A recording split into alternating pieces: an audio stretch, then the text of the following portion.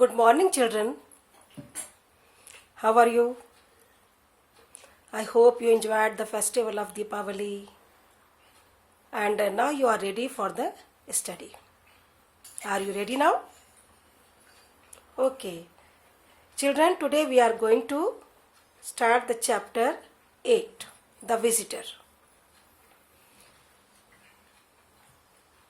First we will read about the author. Marcus Frank Zusak is an Australian writer.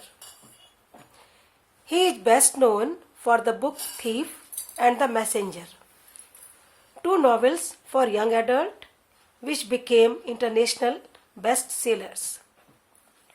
Children जो इसके writer हैं Marcus Frank जुजैक, वो एक Australian writer हैं और वो उनकी जो टू बुक्स थी the thief and the messenger और टू नॉवेल्स हैं उनकी जो कि उन्होंने यंग एडल्ट्स के बारे में लिखी थी, वो वर्ल्ड की बेस्ट सेलर बुक्स में उनकी काउंटिंग होती है. He won the Margaret A Edwards award in 2014 for his contribution to young adult literature published in the United states.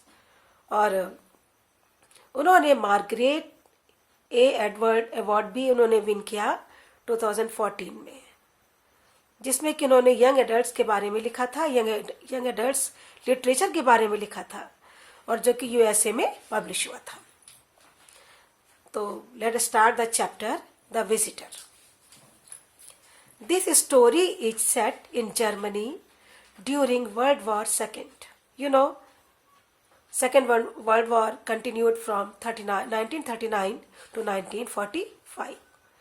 तो ये जो स्टोरी है द विजिटर, ये जर्मनी की है और सेकेंड वर्ल्ड वॉर चल रहा था उसी समय की ये स्टोरी है. आप जानते हैं कि Adolf Hitler, the leader of Germany and the Nazi party, believed that Germans were superior to everybody and born to rule over the world. Adolf Hitler, जो कि आप जानते हैं कि जर्मनी के लीडर थे और नाजी पार्टी के भी वो लीडर थे, उनका ये बिलीफ था, विश्वास था, यकीन था कि जो जर्मन्स हैं, जर्मन जो कंट्री है, जो जर्मन लोग हैं, वो सभी पूरी दुनिया के सभी लोगों से सुपीरियर है और उनका जन्म हुआ है पूरी दुनिया पर रूल करने के लिए, शासन करने के लिए. तो उनका ये बिलीफ था जो कि गलत है. Hitler had a special hatred for Jewish people. बच्चों, जो जूइश होते हैं, जो यहूदी होते हैं, उनसे हिटलर विशेषता से स्पेशली हेट करते थे, बड़ी घृणा करते थे जो यहूदी थे, जूइश पीपल से. He considered them less than human. और इतना ही नहीं, वो उनको ह्यूमन भी नहीं मानते थे. वो ये मानते थे कि वो ह्यूमन नहीं है, वो ह्यूमन से बहुत नीचे, यानी कि लाइक एनिमल्स हैं. And did not think they had to right to freedom और लाइफ. और ये हिटलर सोचते थे कि उन्हें कोई राइट नहीं है, कोई उन्हें अधिकार नहीं है कि वो फ्रीडम को एंजॉय करें या जीवन को खुशी खुशी जिए. उन्हें इस बात का कोई अधिकार नहीं है. वो खाली बस जैसे कि स्लेव्स की तरह से जीवन बिताए, दूसरों की सेवा में जीवन बिताए और दूसरों के ऑर्डर को फॉलो करें, बस ऐसे ही वो जीवन बिताए. ही arrested all Jewish people in Germany.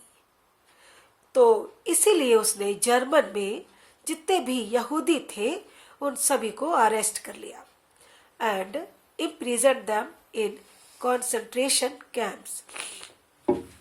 और उन्होंने कॉन्सेंट्रेशन कैंप्स में इम्प्रिजन कर दिया, यानी कि बंदी बना के रखा.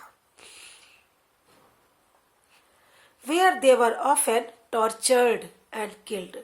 जहां पर उन्हें कई बार टॉर्चर करते थे, तरह तरह की यातनाएं देते थे और इतना ही नहीं, इतना उनको यातना देते थे कि वो आखिरी में मर जाते थे. Liesel is a 12-year-old German girl. अब जो लीजल है ये 12 ईयर्स की है, आप ही की तरह है, वो भी आप ही की उम्र की है। वो एक जर्मन गर्ल है। She and her parents Hans and Rosa Hubermann do not agree with Hitler's cruel policies. बच्चों ध्यान से देखिएगा क्योंकि ये स्टार्टिंग है, ये स्टोरी के बारे में थोड़ा सा आपको प्रीव्यू दे रहे हैं तो उसको जानना जरूरी है। और you know that the inside questions are asked, so you have to read the lesson with full concentration, right. तो जो लीजल है वो जर्मन गर्ल है, वो और उसके पेरेंट्स हैंस फादर है और रोजा हबरमन वो उसकी मॉम है। तो जो ये लीजल है ये अब हिटलर की पूरी फैमिली यानी कि लीजल, उसके फादर, उसके मदर, ये पूरी फैमिली हिटलर की इस क्रूल पॉलिसी को लाइक नहीं करते थे, डिसएग्री करते थे। बिल्कुल उनको हिटलर की ये पॉलिसी पसंद नहीं थी। हालांकि वो भी जर्मन थे, but they don't like Hitler's cruel policy. They are hiding a Jewish man called Max Vandenberg in their basement. अब सभी ज्यूइश को तो उन्होंने जेल में रखा हुआ था, लेकिन एक पर्सन था ज्यूइश जो कि मैक्स वैंडनबर्ग था, ये उसको उन्होंने इस फैमिली ने बेसमेंट में छिपा के रखा हुआ था उसको बचाने के लिए। And are determined to keep him safe, और इन्होंने ये डिटरमाइंड किया था, बिल्कुल इन्होंने डिसाइड किया था कि वो उसको बिल्कुल बचा ही लेंगे, उसको कैदी नहीं बनने देंगे, उसको मरने नहीं देंगे, उसको टॉर्चर्ड होने नहीं देंगे। तो वो डिटरमाइंड थे कि इसको तो हमें बचाना ही है। दिस इज वेरी डेंजरस, और ये बहुत ही खतरनाक था, because if they are discovered all of them will be arrested and put to death. बच्चों ये बहुत खतरनाक था। अगर ये बात फाइंड आउट हो जाती तो वो सभी यानी कि जो लीजल, उसके फादर, उसकी मदर और ये मिस्टर मैक्स, ये सभी को जेल में क्या, उन सभी को जान से मार दिया जाता। तो ये बहुत ही डेंजरस था, लेकिन उन्होंने डिसाइड करा था कि बचाना है हमें। तो in this except Liesel is playing with her friends when she hears some terrifying news. अब जो ये एक्सर्ट है, जो ये एक छोटा सा पार्ट है, इसमें हम पढ़ेंगे कि जो लीजल है, बच्चे उनकी बुक है, बुक से एक ये पार्ट ले रखा है, छोटा सा पार्ट ले रखा है, ठीक है। तो इसको उन्होंने टॉपिक दिया द विजिटर, और उसको हम लोग पढ़ रहे हैं। तो लीजल जो है वो अपनी फ्रेंड्स के साथ खेल रही है, तभी लीजल एक टेरिफाइंग, बहुत ही डरावनी, बहुत ही हॉरिबल वाली न्यूज सुनती है कि वो सुन के दहल जाती है कि अब क्या होगा। तो now we are starting, okay, are you enjoying? इस बहुत ही इंटरेस्टिंग स्टोरी है और ध्यान से पढ़िए आप लोग। A new ball had been found for Himmel Street Football. अब ये बच्चे जहाँ खेल रहे हैं उस जगह का नाम है हिमेल स्ट्रीट फुटबॉल। वहाँ के लिए एक न्यू बॉल लाई जाती है। That was the good news, ये अच्छी न्यूज थी कि नई बॉल आ गई, अब ये लोग खेलेंगे, फुटबॉल खेल रहे। The somewhat unsettling news was that a division of the NSDAP was heading toward them. बच्चों NSDAP, what the meaning of this word? This is given in your workshop, National Socialist German Workers Party, जो कि short में कहे तो Nazi party कहलाती थी, ठीक है। तो NSDAP के यानी कि जो नाजी पार्टी के जो लोग थे वो आ रहे हैं वहां पे, उनको ये न्यूज मिलती है। अब ये न्यूज जो थी वो अनसेटलिंग थी, मतलब कि सभी को बहुत ही डराने वाली थी। सभी बिल्कुल नर्वस हो गए, वरीड हो गए कि अब क्या होगा। और सब तो हुए, लेकिन लीजल बहुत ज्यादा हो गई। अब आप गेस लगाइए कि वो क्यों ज्यादा परेशान थी। यस, क्योंकि उनकी फैमिली ने एक जूइश पर्सन को अपने बेसमेंट में छिपा के रखा हुआ था. Now the paragraph number 2. They had, बच्चों ये डी है ना, it is re, it you can read it. They would, they had, you can read as a sentence. They had progressed all the way through the town. अभी progress means ये नहीं कि progress कर रहे हैं, यानी कि बढ़ रहे हैं. They were moving through the town in their street.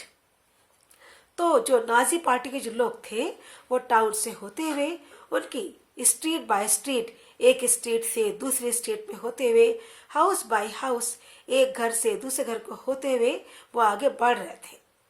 And now they stood at fro dealers shop. अब इस समय जब उनको न्यूज मिली है, उस समय उस वक्त वे लोग, बच्चों देखिए FRAU, its pronunciation is given here. Frau is the word for massage in German. Say Frau, तो जो फ्रॉ का मीनिंग होता है मैसेज. मैसेज डीलर की शॉप होगी, वहां पर वो लोग खड़े थे. Taking a quick break before they continued with their business. अब बिजनेस नहीं कर रहे, यानी अपने काम को, जिस वो पर्पज से वहां आए थे, उस पर्पस को कंटिन्यू करने के पहले वो एक शॉर्ट ब्रेक के लिए मैसेज डीलर शॉप पर खड़े हो गए. From afar the children watched, दूर से बच्चों ने उनको देखा. Liesel had only just come out and she had walked over to Rudy and Tommy. What's going on up there. Liesel जो थी वो थोड़ा आगे बढ़ी.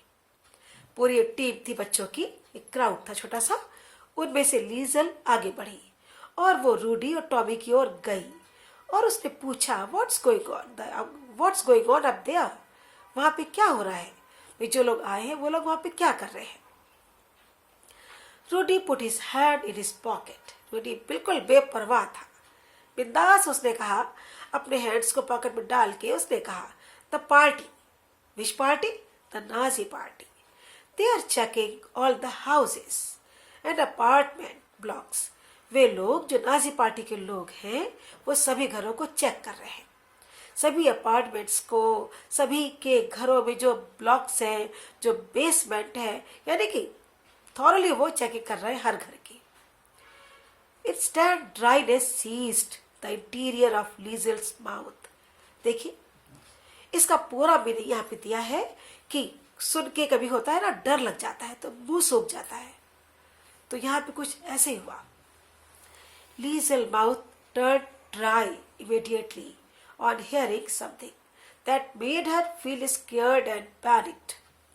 लीजल का जो माउथ था ये सुनते ही डर गया, सूख गया, उसका चेहरा पीला पड़ गया. पैनिक यानी उसके फेस पर डर का जो एक फील था वो दिखाई देने लगा. फॉर वॉट, किस लिए, वो लोग किस लिए आ रहे हैं, चेकिंग क्यों कर रहे हैं. Who asked? Liesel asked. Don't you know anything? Tell her, Tommy. तो रूडी ने कहा, अरे टॉमी इसे कुछ पता नहीं है क्या, तुम कुछ नहीं जानती. टॉमी जरा ने बताओ तो, इसे कुछ पता ही नहीं है. Tommy was perplexed. Perplex means थोड़ा सा वो भी वॉन्डर कर रहा था, थोड़ा सा वो भी हैरान था कि क्या बताना है क्या नहीं बताना. बट उसने कहा, वेल मैं भी नहीं जानता, आई ऑल्सो डोंट नो, मुझे भी नहीं पता वो लोग क्यों आए हैं. You are hopeless, the pair of you. तो रूडी ने कहा कि तुम दोनों बिल्कुल होपलेस हो, तुमसे कोई उम्मीद नहीं कर सकता, कुछ पता ही नहीं तुम्हें, तो बिल्कुल बेखबर हो. They need more air raid shelters. बच्चों air red shelters meaning underground structure or basement that is designed to protect people from air raids, dropping of bombs by aircraft onto target on the ground. तो उन्होंने कहा कि वो ऐसी जो air red shelters है उसको उनको ज़रूरत है कि कहीं बॉम्ब ड्रॉप हो जाए तो बंकर्स होते हैं बेसमेंट में, जो नीचे जगह होती वहाँ पे वो अपने लोगों को हाइड कर सके. ठीक है, I think it is over for today. You have to read the full chapter. You have to see the video 2 or 3 and 4 times till you understood the chapter thoroughly. Right? Tomorrow we will continue the remaining next paragraphs. Till then, take care and goodbye.